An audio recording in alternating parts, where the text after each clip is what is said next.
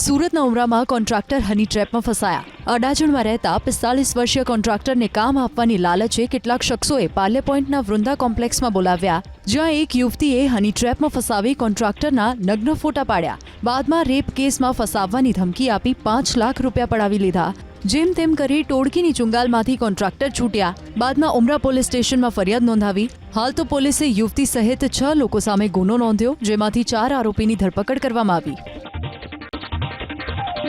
દ્રશ્યો છે વડોદરાની વિશ્વામિત્રી નદીના, જ્યાં દૂષિત પાણી છોડાઈ રહ્યાનો વિડીયો થયો વાયરલ। પૂર્વ કોર્પોરેટર વિજય પવારે સોશિયલ મીડિયા પર એક વિડીયો શેર કર્યો, જેમાં દાવો કર્યો કે સોસાયટીનું ગંદુ પાણી વિશ્વામિત્રી નદીમાં છોડવામાં આવી રહ્યું છે। હરણી મોટનાથ મંદિર પાછળ આવેલી સોસાયટીનું દૂષિત પાણી નદીમાં છોડાય છે। પોલીસની પકડમાં ઉભેલા શખ્સને એમડી ડ્રગ્સ સાથે ઝડપી લેવાયો। સુરતના બમરોલી રોડ પર આવેલી હોટલના રૂમમાં ખટોદરા પોલીસે દરોડો પાડ્યો અને 2.57 ગ્રામ એમડી ડ્રગ્સ સાથે આરોપીને ઝડપી લીધો।